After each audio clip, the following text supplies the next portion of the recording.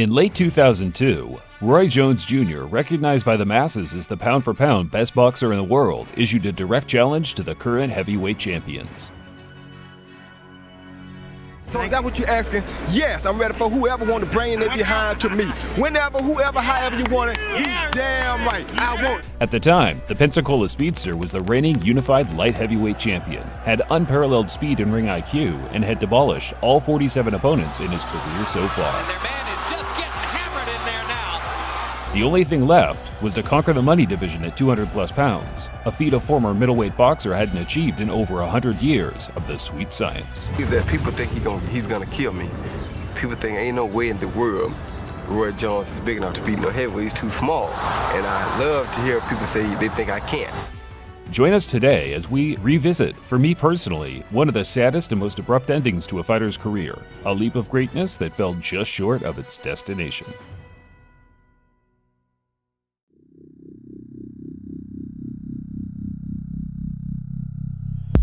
Roy Jones Jr. first burst on the scene in 1989, over 30 years ago now, yet his talent and skills were generational. Jones just outmaneuvers him. In trouble as Ken Zimmer stops the fight. Straight left hand was spectacular. Well, Roy told us he would celebrate to the camera, and there it is. For the first 2 years, Jones campaigned at the light middleweight limit, learning his trade against the hardened veterans of the division. Terrible Terry Norris was the only financially viable champion at 154 during this period, and while it would have made for an intriguing matchup, Jones's body outgrew his division, leading to his first championship bout being staged at middleweight against the future Hall of Fame legend Bernard Hopkins. Middleweight champion ever, would you believe it? Is gaining confidence, but maybe he loses. Just unbelievable, just all natural talent. B-Hop's ringcraft would serve him well for the remainder of his career, but Jones' extraordinary speed and strength overcame any tricks or traps that the executioner could set. Roy Jones Jr.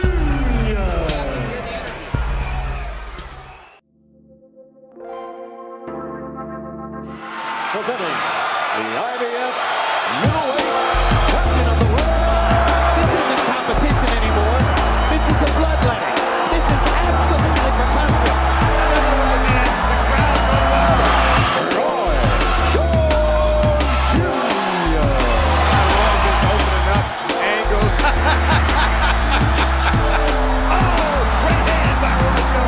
When it comes down to showing the world who's the best pound for pound, I had to go out and do my thing.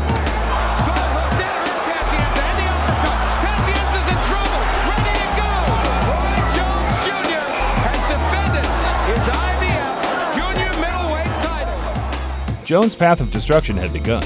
Over the next 8 years, he beat every opponent he faced, conquered both super middleweight and light heavyweight, cementing a legacy as the greatest prime fighter since Muhammad Ali. This means that I am pound for pound the baddest mother you know what to ever touch a pair of boxing gloves. By late 2002, with B-Hop, Tony, McCallum, and Virgil Hill already on his resume, Jones' agitation with the lack of credible opponents left to fight became apparent. And so fans are entitled to ask, if that's true, why is he fighting fighters who on their best night don't have a chance to beat him on his worst night? Antonio Tarver, one of Roy's rivals from his amateur days, was out sweeping up the pieces that Jones had left behind at light heavyweights. His confidence was at an all-time high, and with a 6'2" frame out of the southpaw stance, it's easy to see why. I'm the best light heavyweight in the world, and if Roy Jones wants to prove me differently, then tell him to meet me at the negotiating table. An all-American light heavyweight unification clash made complete sense. The fans wanted it. HBO could have made the deal in an instant, yet the pound-for-pound best fighter in the world had other ideas, and bigger fish to fry.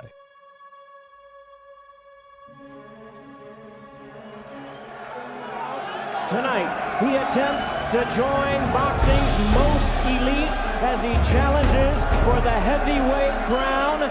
In March of 2003, Jones ventured up to the heavyweight division in what he dubbed a one-off event for the fans.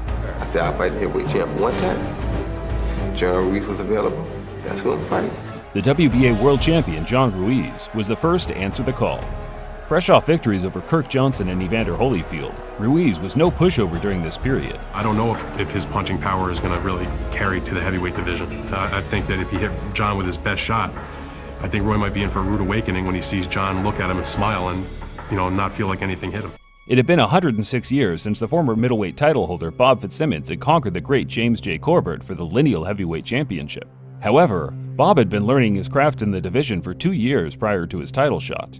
And, unlike Jones, Fitzsimmons never packed on muscle mass to compete with his peers, instead electing to allow his body to gain 10 or so pounds naturally over time while using his skills to achieve victory.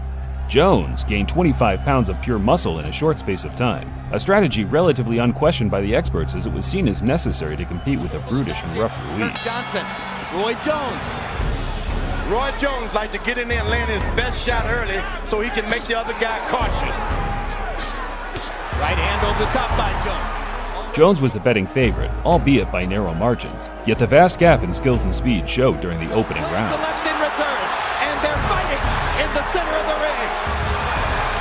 Big right hand by Jones. Those hurt, watching and waiting for something good to happen. Ooh! He stunned him with that. He stunned him with that. Ruiz walked into a right hand, and it shook him. Jones rocked the champ with a rapid-fire right at the end of the fourth. Thereafter, Ruiz entered his shell, doing what he could to survive the rounds as Jones dictated the action, beating the bigger man to jab and landing combinations at will. But there is drama in watching the smaller man outwit and out-hit the bigger guy. The new WBA heavyweight champion of the world. After such a beautiful display, the fans wanted Jones versus either Chris Bird, Evander Holyfield, or Lennox Lewis next. Yet money talks, and there was only one man on Jones's mind. Are you going to just fight any of the top heavyweights, or do you feel you just want to fight for one big, major, mega-dollar heavyweight? One mega-dollar heavyweight. It's me and Mike Tyson. That's all I want. After Mike Tyson, I'm done. So if you don't get Tyson, you're not going to fight again? If I don't get Tyson, I'm done. Contrary to Roy's prior statements, the pound-for-pound king's next move saw him strip all the gained muscle mass as fast as he put it on, venturing back down to light heavyweight to settle the score with his old foe, Antonio Tarver. But when Antonio Tarver became his mandatory, he made every excuse in the world. He didn't beat nobody to get ranked in the top 10. He didn't beat nobody to beat number one contender. Now, I can go on and on about the dead man he fought, but he claimed when I was number one, I wasn't worthy. Tarver, as we mentioned earlier, was cleaning up Roy's leftovers at the 175-pound limit. And during Jones' hiatus from the division, Tarver picked up 2 of his vacated titles.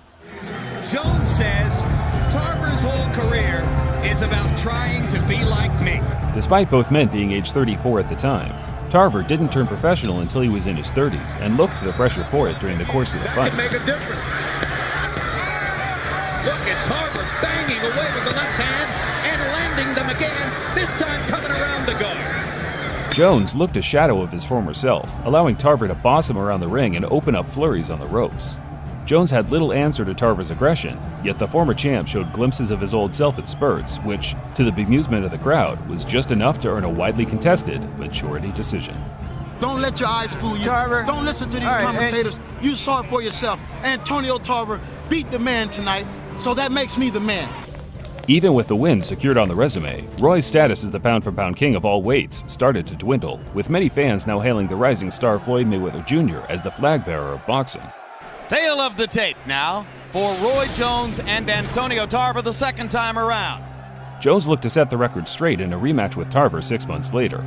Roy entered the ring a 4-1 betting favorite, with the only man genuinely believing Tarver would win being Tarver himself. I got a question.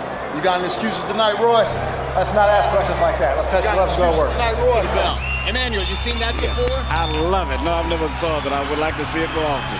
And up until the times that Roy would actually go to the ropes, a lot of the first fight was this way, until Jones would go to the ropes and say, come on and throw your punches, Antonio. And there were boos in the house during the first fight from time to time. And already The opening round was scored to Jones by all 3 judges, yet a couple of minutes later, it became irrelevant. with a hard right hand to the body. As round 1 comes to a close. To Alton Merkerson, Jones nearly craned his head all the way out between the ropes. He seems to still be giving Roy problems. Roy has not found a way still to get a sustained attack against him. And down goes Jones on a hard left hand, and that is the most that Roy Jones has ever been hurt. Only Lou DeVal ever knocked him down. Jones may not get up, and he makes it up. It's over. Jay Nady stops the fight, and Jones is still on Queer Street. Tarver earned the Ring Magazine's Knockout of the Year as an electrifying left hand jerked Jones's head violently and sent him crashing to the canvas. In doing so, he took not only Jones' belts, but his fighting spirit and self-confidence as well. Because for so long, people say I couldn't, people say I wouldn't, but I never gave up on my dream. I never gave up on myself. I knew that Antonio Tarver was the best fighter in the whole wide world.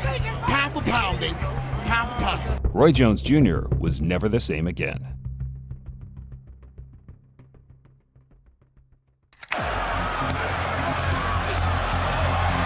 Calzaghe taking Jones's punches much better now and landing when he fires back. Roy was an aging fighter. There's no denying that. Yet that sudden drop down in weight from heavy to light heavy played a significant role in his decline as a pugilist. Precisely the start that Roy expected to have. But now the pressure and a right hand by Danny Green. Roy relied heavily on his natural speed and fast twitch muscle fibers to beat down his opponents. Once he dropped all the weight, those inherent advantages were gone overnight. I knew it was going to be a tough situation because I had to sweat 25 pounds. That was a hard 25 pounds to sweat. I had the hardest time my whole career just trying to make the weight. That was very, very difficult for me. Editing back this piece and watching Roy go to work at heavyweight made me shake my head and wonder, what if? What if Roy Jones stayed at 200 plus pounds? Roy got, pretty good power. So going up to the heavyweight division, fighting these big guys, it's more like stinging you instead of knockout power. Roy's got a lot of speed, but there's this saying, you can run but you can't hide. It's no secret that I'm a big fan of Jones, and perhaps my comments on this matter are slightly biased, but I believe Jones' skill, even at this testing time of his career, would have served him well against the top heavyweights of that era. Here's a list of his active peers during the period. Vitaly Klitschko, outside of an inactive Lennox Lewis, was by far the cream of the crop in 2004. I think Jones would have struggled to break down a fighter of his stature and composure. Yet, the vast gap in speed would have made for an intriguing matchup. I'd give Jones a 30% chance of victory. Expected him to tap him on the shoulder and say, hey, here I am. There's a left hand, and that's got Golota in trouble. And Golota bouncing back another left hand from Bird. Chris Bird, a former super middleweight fighter himself, was a tricky, skillful fighter during this time, but weighed roughly the same as Jones and didn't pack the power that Pensacolan did. An unpopular opinion, but I have Jones as a 65% favorite. John Ruiz was ranked at number 3, and we've already seen Jones deal with him emphatically. James Toney, new to the heavyweights himself, had a more organic transition to the division, yet Jones had already beat him at his best, where after Toney struggled with fighters Roy had already wiped out with ease. Not a foregone conclusion, but a 75% chance is conservative in my view. Outside of the ranked competitors, both Mike Tyson and Evander Holyfield were genuine options for Jones and were the closest fights to being made before he moved back down. And here's the undisputed truth of us at ringside, the three of us, and Iron Mike Tyson right here in the middle. Both guys were fated champs, yet I feel Jones could have beaten Holyfield as Ruiz did shortly before, with Mike Tyson posing a more serious threat with his power still notable for ringside. Ruiz was able to get to Jones on the odd occasion, and if that was Iron Mike landing on the inside, it could have spelled disaster. A 60-40 chance is a fair conclusion. It's me and Mike Tyson. That's all I want. After Mike Tyson, I'm